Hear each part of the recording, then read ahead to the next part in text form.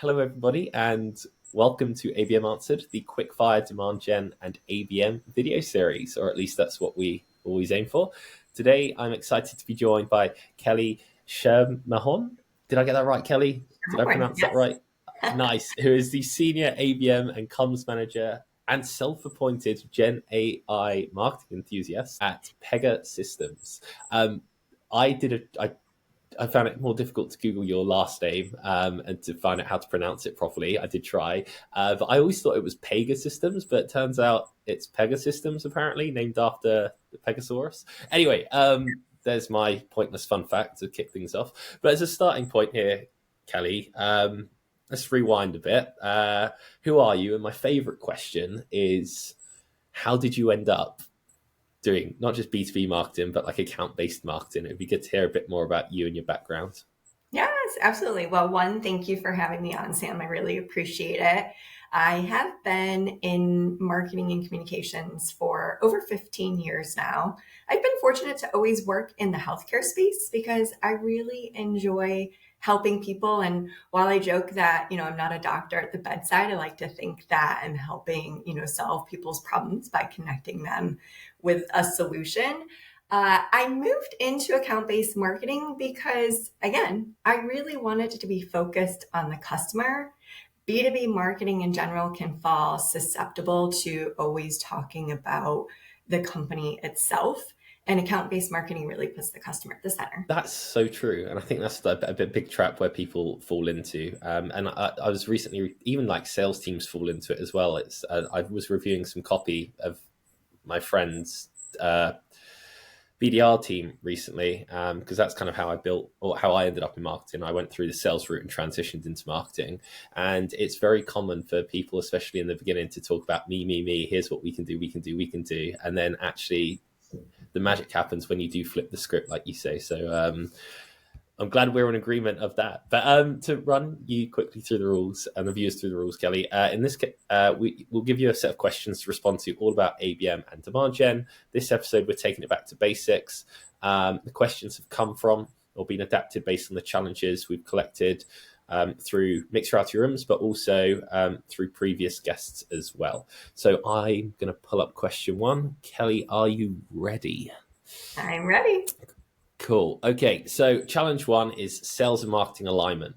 Now, this is probably in my opinion, challenge me if you think I'm wrong. I'm happy to be challenged. The biggest pitfall for most ABM campaigns or account-based go-to-market campaigns, because without sales, it's pretty hard to do anything, to be honest. You need them on your side. So what's your process for aligning with sales, and how do you kind of get them on board from the offset?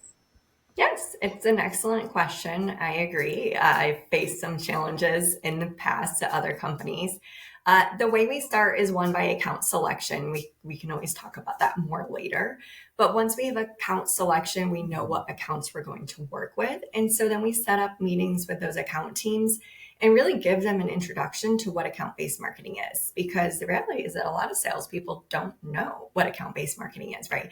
They might know what marketing is, and we all think about that as really more at the awareness level and brand items. So once we can give them an idea of what account-based marketing is, and more importantly, the alignment that's needed for account-based marketing to be successful, that's a good foundation. The thing that I have found the most successful is attending the account team meetings on a weekly basis. You get to really learn more about what the sales team is experiencing on a regular basis. I think as marketers, it can also not only give us client insight, but empathy, right? Because some of the challenges in marketing and sales is that marketing will throw something over the fence to sales, and then there's kind of that frustration in between. So by attending those sales teams calls, you build relationships with the sales teams, you understand their day to day, and again, most importantly, you understand the client better. That's a superb start. So my question to you, what for you then, just a follow on question, and I try and keep it to a minimum. What is account based marketing? So say you are kind of conveying what it is to sales for the first time. How would you sum it up in a sentence? Or how do you pitch it to them in a way to your what you said right at the start, like in a way that they're going to kind of like understand that's about them. Like, how does it help them? Yes. Well, I normally focus on the fact that, as it sounds, account-based marketing is directly about their client. And so they're getting a personalized experience and marketing experience for their client. And so I think that gives them, the sales team, more confidence because they know that we're going to align with them, do that curated experience. Again, the sales team knows their clients the best. And so I think sometimes in my past experience, sales teams can be hesitant to work with marketing because they don't want marketing to say something that's going to throw off the relationship, right? Different than what the sales team's been saying with the clients. And so by showcasing that this is really personalized marketing that's going to be aligned with the clients, the customers' needs, gives the sales teams more confidence. And the fact that we're going to be working with them, right? We're not doing anything rogue. Like I said before, kind of that rub of marketing is doing your own thing, throwing across the fence to sales. That doesn't happen in account-based marketing. That's a That's goal. super. Yeah, that's super interesting. So it's almost like, hey, we're trying to take your insights of what you understand about the target account. We can give you some more, but we want to make sure that we're aligned with what you're saying because you're spearheading this movement into these accounts. Yes. Okay, we've had a breakthrough. Challenge two was setting ABM objectives. So I like to frame this question from like the point of view of like people that are new to account based marketing, maybe even like piloting it for the first time. But I mean, feel free to take this however you want. What's like your methodology, or how do you decide what your objectives are for your ABM campaigns? I do like the way that you framed it because it doesn't depend on your account based marketing approach. So, when I was first starting out account based marketing, some of the goals we looked at was coverage of reaching targeted accounts because when I was in demand gen, maybe again, it was more about awareness and we weren't tracking metrics on whether or not we were actually reaching our targeted customers. So, sometimes it just starts with reach on whether or not we're getting appropriate coverage.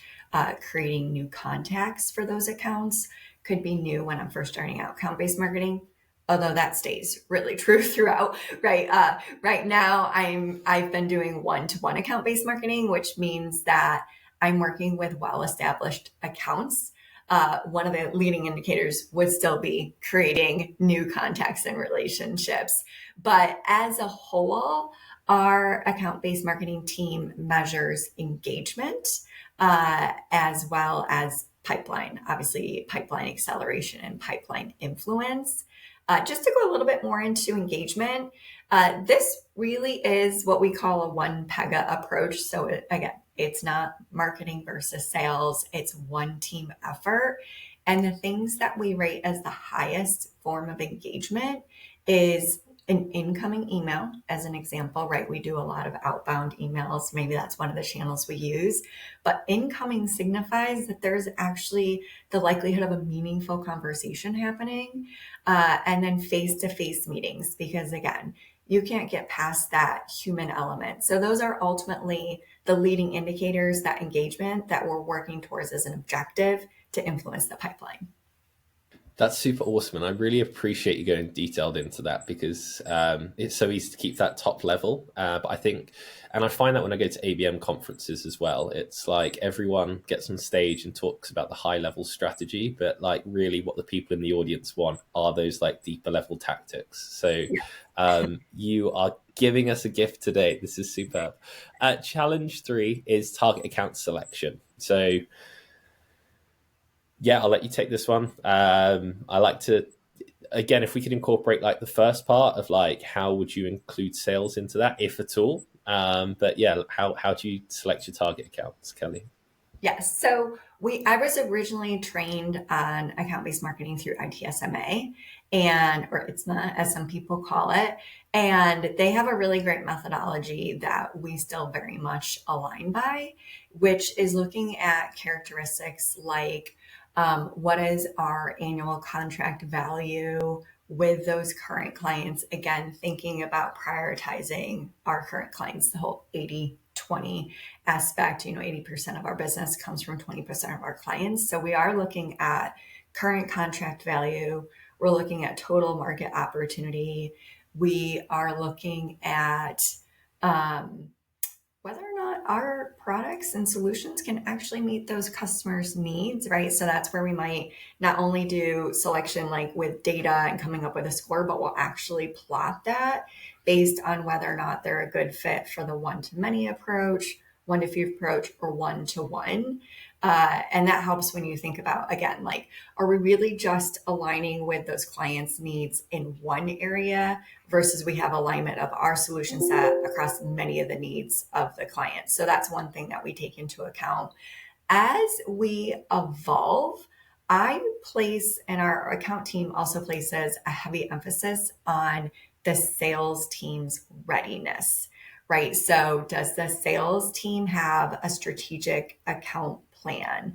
How many opportunity contacts do they have, or regular contacts? And do they have a history of partnering well with marketing? Because oftentimes our account-based marketing programs aren't very big. And so we want to align based on, again, where's the biggest opportunity within our clients? That's where some of the other factual data will come from. But then where are we going to find the best partnership? I talked about success and marketing alignment, but there's always going to be account teams that really account-based marketing isn't the right fit. So we want to take into account that qualitative feedback in our account selection as well, which I would say is probably for a more mature program, but not really, because you don't want to fall when you're launching account-based marketing. You do not want to fall in the pit of thinking that you have a sales team that wants account-based marketing without understanding that it's really a partnership, right? It's not something they're sitting back and receiving. So wherever you're at in your account-based journey, you want to make sure that you are considering the sales team readiness and their willingness to want to partner and roll up their sleeves a little bit more.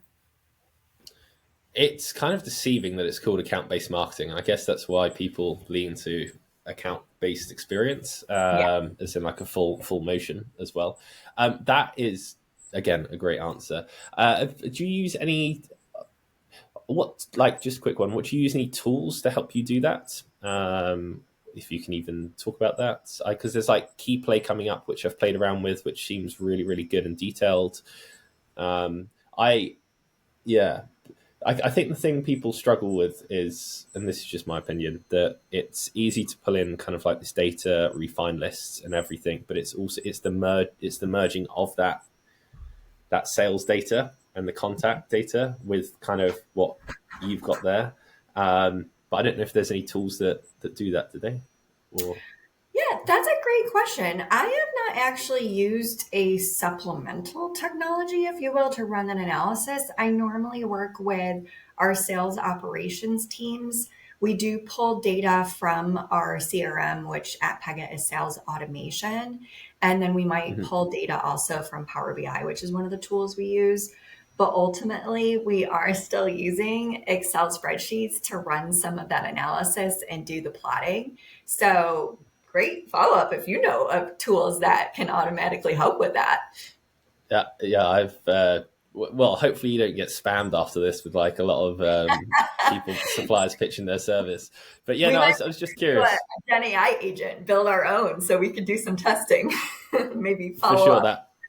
that also works. You kind of touched on it there, but the next challenge that came in was account research. So, like, you've got your target accounts. What does that research look like? And you mentioned that you're focused on one-to-one ABM, which is, let's face it, the true ABM. The rest is just like more personalized segmentation. I don't know. Yeah. But if maybe let's hone in on that one-to-one ABM. Like, what does that kind of account research process look like? Yes.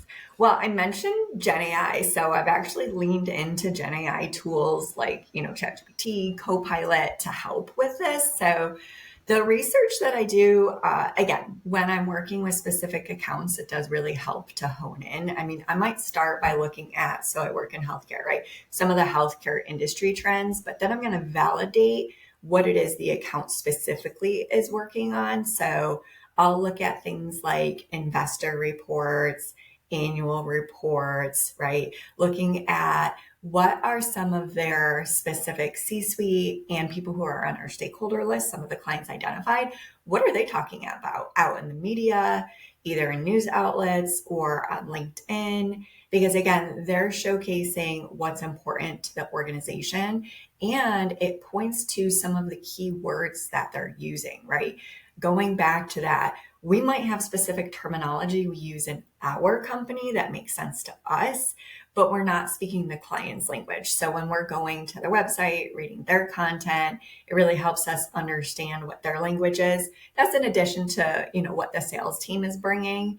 And again, we'll do specific research a little bit more on those stakeholders, but the client stakeholders, like I said, some of the executives, anywhere from directors to VPs to C-suite, I would say that that's the main buying group we're thinking about when we're talking about growing pipeline. When the goal is around community, we're going to look more at users and managers.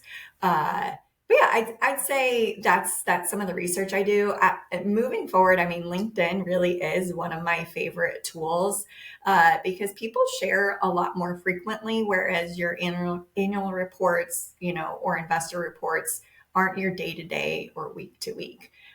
Good foundation for starting off your account-based marketing plan. But if you want to keep a pulse on that research, then tools like, looking at LinkedIn or using tools like LinkedIn Navigator definitely help. You make a good point. It kind of triggers something in my brain, which it's like for one-to-one, typically these are going to be big enterprises.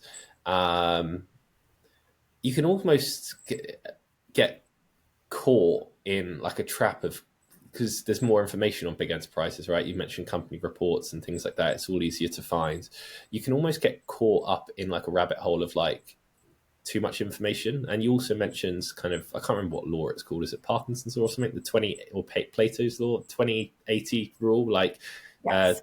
you've said the results come from 20% of the research. Do you have like a framework specifically to Pega systems that is like relevant? Like, do you draw out that framework of like, here is the research we need beforehand, or is it kind of just like you let you try and find that information for every single company, or do you is it kind of like a free for all, whatever you can kind of like scrape together? Because let's be honest, like a lot of companies, even bigger companies, they struggle with behind the scenes sort of stuff. But I didn't know like how you kind of approached it with that kind of framework and things. It's Yeah, almost like a battle card. Yeah, that's a great question. So, going back to the strategic account plan, so that's where we do have a specific framework that, again, will contribute to as marketing, bringing in some of that research that will distill down. That's where the account team, the sales team members, maybe we have solution or product specialists. And it'll go through things like, again, what is the account research? What are the strategic imperatives? What are the challenges that the client's facing? What are we facing internally? And what is the plan to address that, both from our perspective and what the client is doing? That specifically normally is from a broad-based enterprise level. And then when we go into a specific campaign, because like you said, with an enterprise, it's big, maybe we're only focusing on one area. So, we work with big insurance companies in the US, and those insurance companies can also have pharmacy arms. And so if we're only looking on pharmacy and making the prescription process easier for consumers, then we're going to do a little bit more research into, again, those client stakeholders who specifically work in the pharmacy department. And that's how we might narrow down and distill even further. Okay, that makes total sense. So I guess we will have to adhere to the quick fire. Challenge 5 was engagement channels. So like when it comes to engagement strategies, and this question came in from Janelle Amos, and she asked, what are the 3 top things if you were building an ABM strategy from scratch you would prioritize? And I've kind of like amended the question a bit to focus on like what 3 engagement channels, because I find like, again, more focus on execution is potentially more helpful. But what are your top 3 kind of value adds? And obviously it's contextually relevant to Pega systems. So people have to take that with a pinch of salt. But yeah, what's working for you? Yes. So again, working in one-to-one account-based marketing, my most sought after channel is working through the client. So if the client has an internal newsletter, that's where I want to be, right? And I actually want to partner directly with the client, which is what I've done in the past, right? Serving up some relevant thought leadership to them, inviting them to a webinar that we've curated for them. Because let's face it, right? When peers hear from peers, that's going to be the most powerful. So that is my number one preferred channel. We have lots of data to say that that channel outperforms in driving things like registrations to webinars. Secondly, face-to-face events. As I mentioned, that face-to-face is most powerful. We have done anything from curated events directly at the account site. Key thing in execution, you definitely need somebody from the account involved, like preferably a senior executive, because again, you're going to need recruitment internally to make the resources that you're investing in an on-site event actually successful. And I'm also moving into third-party industry events, not a booth, right, but more of a targeted approach where we're setting up one-to-one executive meetings. And then one more is I've actually also done another element of sponsored media where I might do a podcast. But again, I'm working with a very specific targeted persona at one of my client accounts. And I'm looking for opportunities to help them raise their thought leadership or even grow their career. So it's a win-win, right? From my perspective, I want to be able to offer someone else value, but they can also talk about the success that they've had with Pega. Kelly, you've like this is really awesome stuff, and I think like you've really stuck true to what you said in the beginning of like trying to lead from the customer rather than you talk about yourself. Because I think a challenge that we get in a lot, and it's a common challenge we could have talked about here, which is getting people to your events. And you've literally crushed it, nail on the head of like it's got to start with the customer and work backwards. Not build it and they will come. Like that's where most events fall short.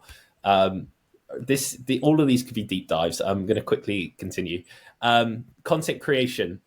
So I imagine it's going to start with the target accounts again, but like, how do you approach creating content for your target accounts? Yes. So again, I would say that this has recently changed with, the introduction of Gen AI, at least in helping scale the process, but the process is still the same. So I'll just repeat again. I start with the client and what their, needs are to think about what I need. But ultimately, I'm fortunate. I work for Pega. We're content rich. And so I then go backwards and I look at some of our existing content. There's benefit to one, make sure we're having a consistent message in the market. But then I'm going to take that, what I'll now call a trunk asset, right? So maybe that's an existing blog or an existing white paper.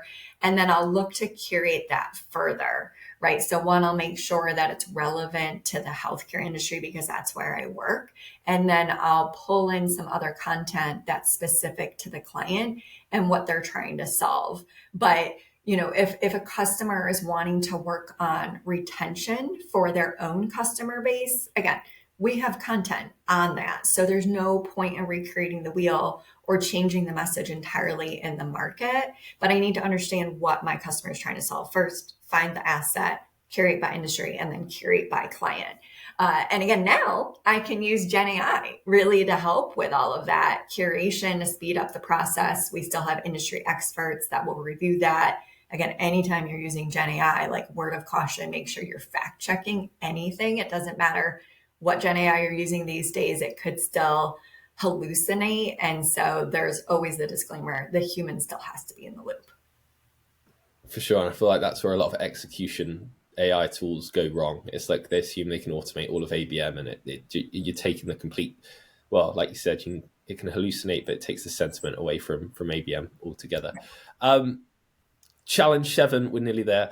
Evolving ABM and demand gen. So threw this question in. How have your thoughts on ABM or demand gen, and I imagine it involves Gen AI, evolved or changed over the last 12 months? Over the last 12 months. Yeah. So I think that there's still room for demand gen in creating awareness, helping create some of those new contacts. But there's a bridge between the content. Again, as I mentioned, I see demand gen again is helping maybe higher up the funnel. Maybe demand gen is helping create some of that content that I might now consider a trunk asset. And then I use it for account based marketing.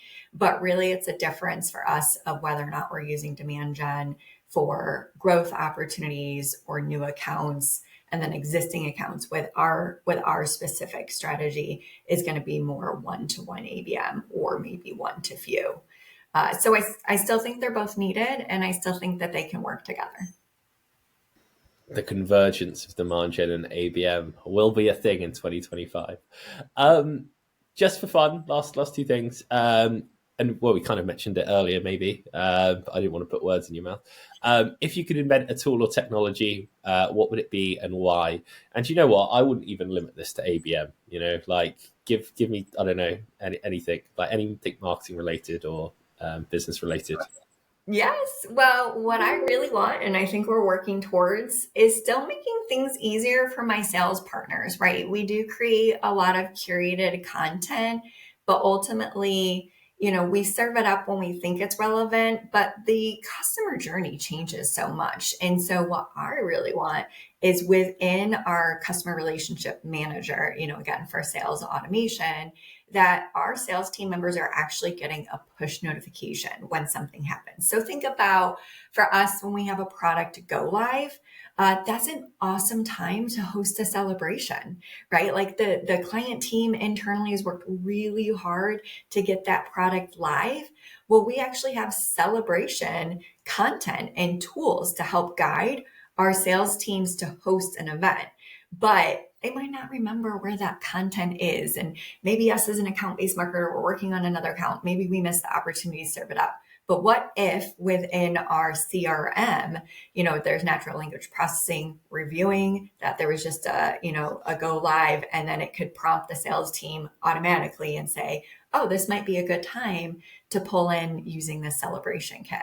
So again, I think account-based marketing is still important in the strategy, but there's definitely some opportunities to automate and make things easier for our sales teams, because that's my customer. I love that, and also, yeah, that's just a great phrase. Like the sales team are your customers as well. That's superb. Right, last question. Congratulations, Kelly. You've made it through this interrogation. The last question I have is: do you have a question for our next guest you would like me to ask? Ooh. Well, I would say success stories. So we didn't really dive into any success stories. And I'm just like you, Sam. I've been in the chair, sitting in a conference wanting to know the juicy details. And I'm a visual person. And so I like to hear the success story, from what happened, how did you get there? More importantly, what challenges did you have and how did you overcome them? So maybe your next guest could focus on just a showcase or two. I like that, and I think a more deep dive would be good for that, because it's so easy to just like talk about how great we were and how like here's where we found all the success, and I find that as well. Like, well, we're kind of going off piece there as well. It's like if you're in a bad job or in a bad situation, you still look back with like nostalgia and you forget actually the hard times. So maybe it needs to be like almost like a recent kind of where if you like found success in the last 12 months. But yeah, that's a great question. Kelly, you've been wonderful. Thank you so much for coming on and sharing your wisdom. Yes, thank you so much for the opportunity, Sam. It was a pleasure.